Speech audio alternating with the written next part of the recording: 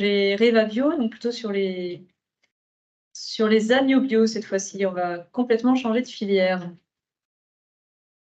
Oui, donc bonjour, Vincent Bellet, Institut Élevage, donc au service économie des exploitations et également sur tout ce qui est animation des réseaux de fermes de référence et Inosis, sur le Grand Ouest, on va dire, et à l'échelle nationale.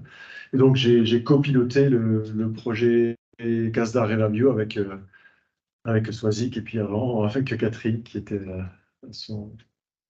voilà, qu'elle a remplacé. Donc, ce projet Reva Bio, en fait, il porte autour des questions d'adéquation offre-demande en agneau bio, sachant qu'on a le même problème qu'est-ce qui a été évoqué dans la filière bovine à l'instant, c'est-à-dire des fuites vers le conventionnel qui sont assez importantes, pour des raisons notamment de décalage entre les périodes de production et de consommation. Donc, la question était effectivement la régularité des ventes. Est-ce que c'est effectivement un élément de réduction de ces fuites ou pas, quoi. Il y avait un point d'interrogation. Donc, on a en fait, schématiquement, on a deux types de bassins de production. Les bassins, sachant qu'ici, là, à Clermont, on est un peu à la frontière entre les deux bassins. Au nord, on va plutôt avoir des bassins herbagés, avec donc des races herbagères qui ne désaisonnent pas, qui mettent bas au printemps, et des agneaux qui vont plutôt se finir au second semestre. Alors qu'au sud, on va avoir des races rustiques qui peuvent se désaisonner, mettre bas à l'automne, mais pour lesquels on va avoir essentiellement des agneaux de bergerie, et donc qui seront finis, enfin, pour lesquels il y aura une pénurie, pardon, euh, une pénurie au second semestre.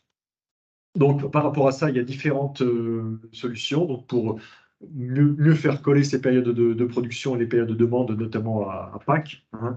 Donc, on peut raisonner localement en essayant d'étaler davantage les ventes. On peut aussi jouer sur la complémentarité entre les différents bassins, bassin herbagé au nord et bassin rustique au sud.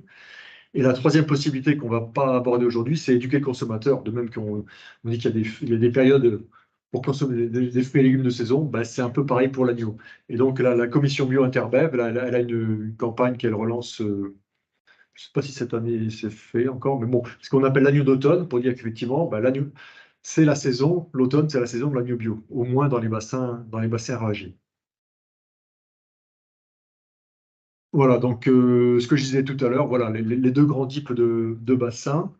Les bassins herbagés plutôt au nord, avec des agnelages plutôt au printemps, enfin voilà, et puis des agneaux qui vont sortir plutôt à l'automne, et donc un manque d'agneaux à Pâques. Et à l'opposé, au sud, on va avoir des agnelages qui vont être un peu plus étalés. Alors, en conventionnel, c'est vrai qu'on a une dominante quand même d'agnelage d'automne. En bio, c'est un peu moins vrai. Il y a quand même un peu plus d'agnelage de printemps. Mais globalement, on va avoir plutôt des agneaux qui vont. Enfin, parce qu'au sud, bah, c'est pas facile de faire des agneaux d'herbe en règle générale. Et donc, des agneaux qui vont partir plus jeunes et pour lesquels bah, il va y avoir un déficit en fin d'année, notamment pour la période de Noël. Alors, il y a eu différentes actions. Je ne vais pas vous présenter les actions dans l'ordre, j'ai changé là. Là, on va démarrer par la demande des opérateurs. En fait, il y a 22 opérateurs qui ont été enquêtés, soit des organisations de producteurs, des coopératives, soit des abatteurs. Et globalement, en fait, bah, les organisations de producteurs, c'est un peu logique. Eux, ce qu'elles privilégient, c'est plutôt inciter leurs adhérents, leurs éleveurs, à désaisonner, en mettant en place des primes au désaisonnement. Et bon, il y a d'autres éléments qui sont évoqués, notamment, là, on en reparlera peut-être, tout ce qui est double labellisation, notamment pour les opérateurs qui ne sont pas spécialisés bio, et entre des psycho-conventionnels et de la bio. Et les amateurs, eux, sont beaucoup plus ouverts en fait à la complémentarité entre bassins. Ça les dérange moins, entre guillemets, d'aller s'approvisionner plus au sud ou plus au nord, quoi. Ils sont moins liés, entre guillemets, à un public d'adhérents. Alors là, c'est quelque chose qui a déjà été présenté au Biothéma par Marc Benoît là, de l'INRAE.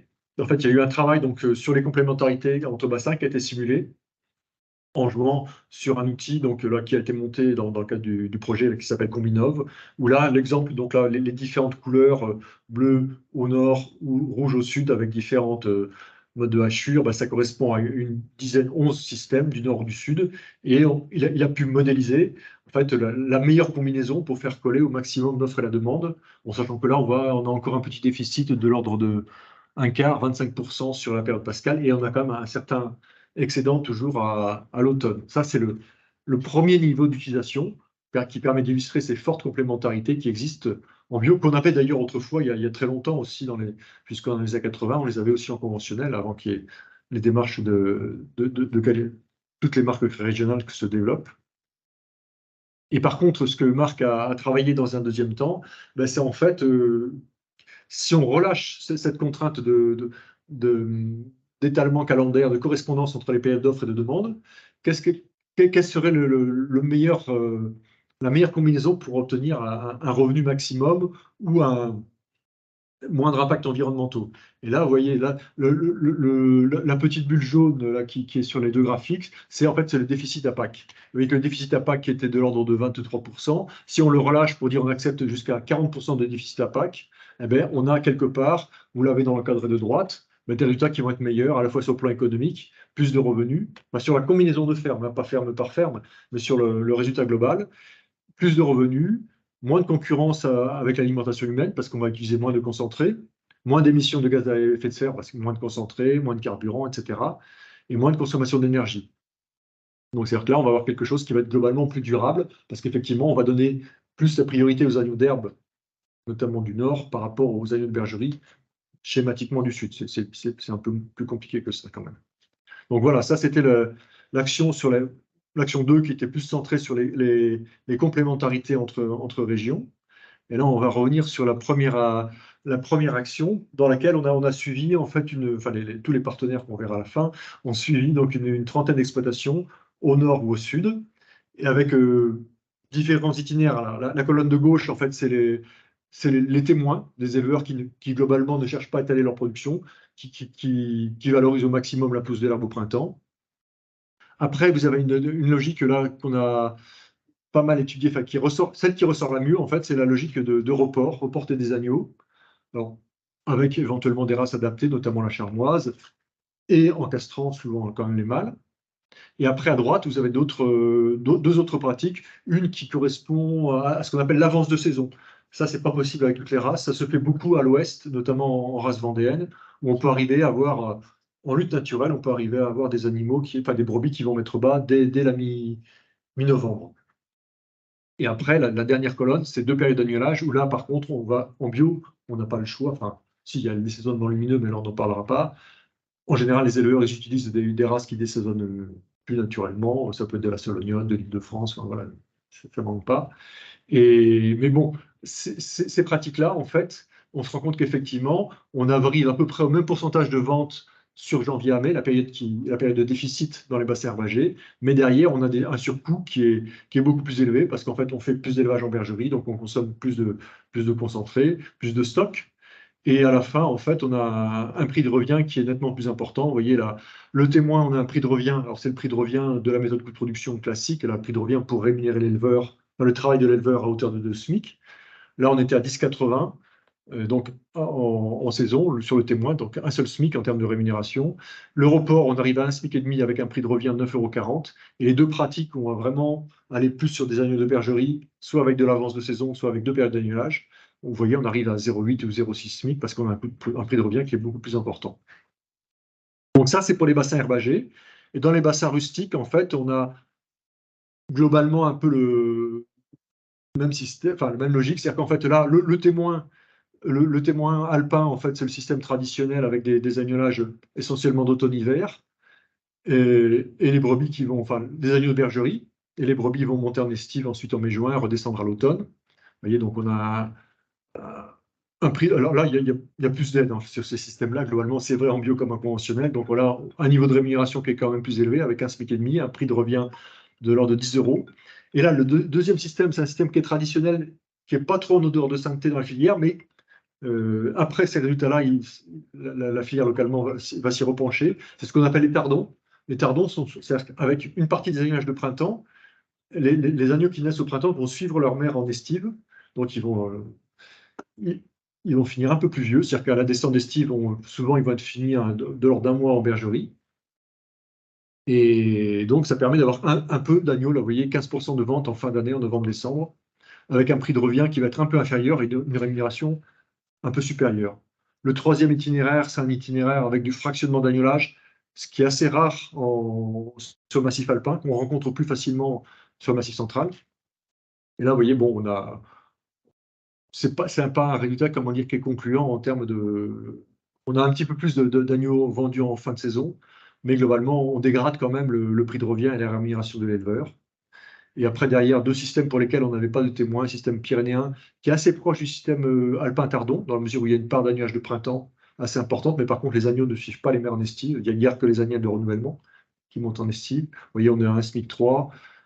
Voilà. Et puis le dernier système, là, le système Massif central, bon, qui est avec des agnages fractionnés, un peu plus de consommation de concentré et moins d'aide aussi, parce qu'on n'est pas en haute montagne, on est en moyenne montagne, donc ben, ça pénalise aussi le revenu. Voilà. Alors, donc, ces itinéraires-là d'étalement de la production, dans un deuxième temps, on les a testés auprès d'éleveurs qui ne désaisonnaient pas, en fait. Et ben, il s'est avéré qu'en fait, c'était relativement logique. C'est-à-dire que c'est le report qui ressort comme le plus acceptable par ces éleveurs. C'est-à-dire que des éleveurs qui ne désaisonnent pas, ils se disent, bah oui, effectivement, si je devais faire un effort pour coller un peu plus aux périodes de demande, c'est le report sans doute qui marcherait le mieux, parce qu'il y a peu d'investissement à prévoir, parfois un peu plus de clôture, parce qu'on va avoir un peu plus de surface à valoriser, pas d'adaptation en termes de génétique, alors que si on voulait désaisonner, ben, il faudrait changer de type génétique. Bon, peut-être effectivement croiser avec de la charmoise pour permettre le report plus facilement à l'herbe. Voilà, puis ça correspond bien effectivement à la conception du métier qu'ont ces éleveurs et leur vision du bien-être de leurs animaux. Pour eux, l'idéal, c'est le pâturage. Après, il y a quand même quelques interrogations parce qu'effectivement, ben, ces agneaux qui vont être présents plus longtemps, ben, il va falloir les suivre et notamment, ben, ce qui est très important, c'est le parasitisme, donc un très bon suivi parasitaire. Et puis après, il y a quand même la question des surfaces qu'il faut trouver pour ces agneaux-là parce qu'en fait, bon, ils sont présents plus longtemps et il va falloir leur trouver des surfaces pour les reporter.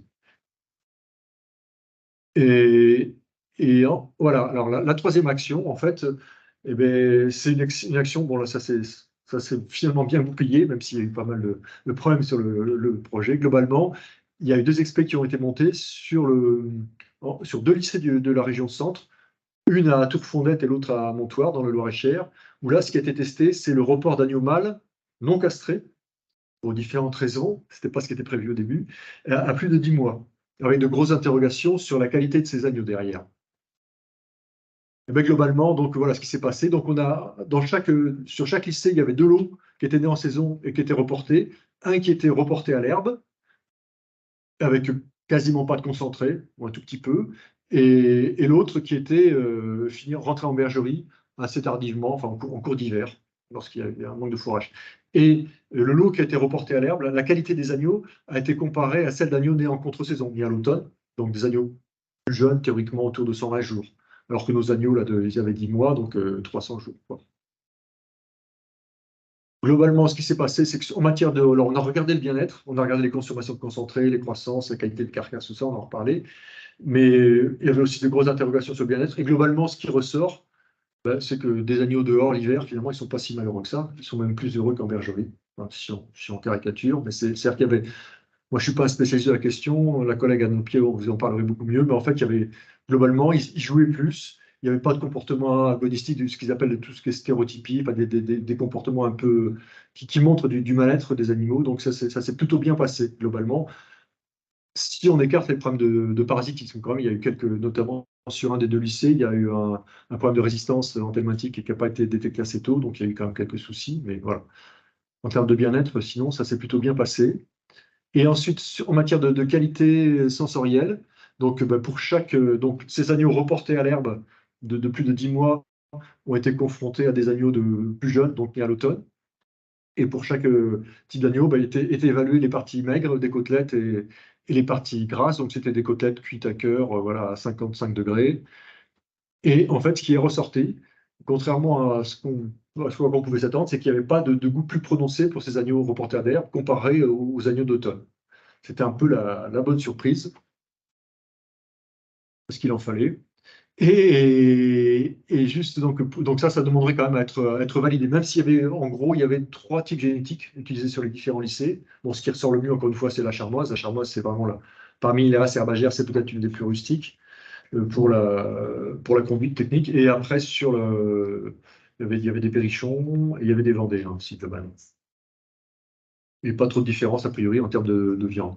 Et pour finir, là, c'était un petit peu spécificité. Là, c'était une collègue de l'INRA, Sophie Prache, là, qui voulait voir au bout de combien de temps des agneaux démarrés en bergerie pouvaient effectivement montrer les qualités liées à un engraissement à l'herbe. Là, ce qui est ressorti, c'est qu'en gros, c'était à partir de 21 jours, 3 semaines, on va dire, de conduite à l'herbe. Déjà, ça permettait de gommer, entre guillemets, tous les aspects un peu néfastes, entre guillemets, de la conduite en bergerie sur le plan des oméga 3, etc.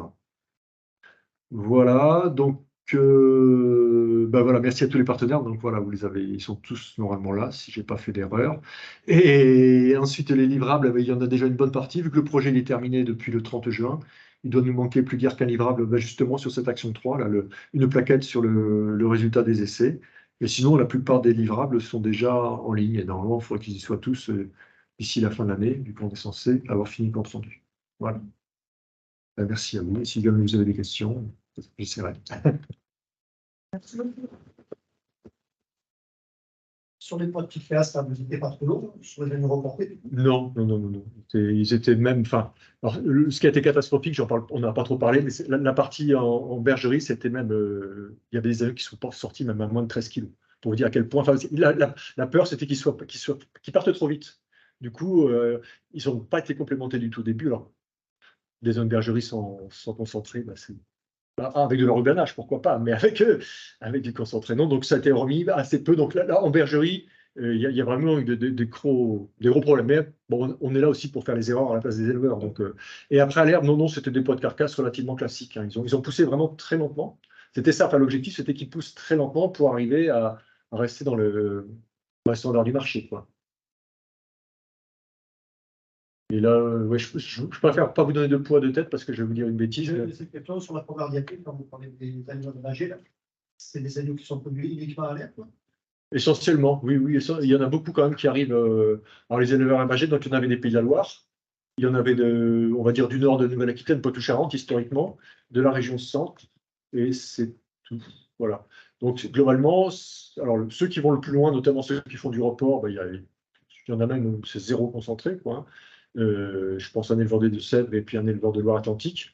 Après, il y en a d'autres, oui, où il va y avoir un peu plus quand on va arriver sur des secteurs un peu plus séchants, peut-être qu'effectivement, ils vont être obligés de complémenter, voire de rentrer en bergerie. Mais on était quand même majoritairement sur des adultes d'herbe qui sont rentrés en bergerie s'il faut à la fin, quoi. Mais, parce que oui, enfin, bon, sortir à l'automne des agneaux des agneaux qui ont mangé trop de concentré, a fortiori en bio, c'est pas tenable, quoi.